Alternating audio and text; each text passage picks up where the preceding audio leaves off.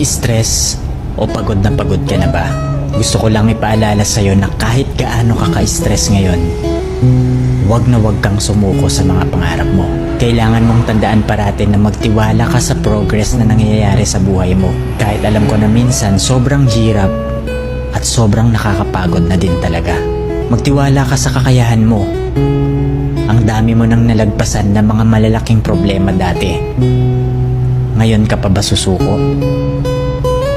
Patuloy ka lang na lumaban.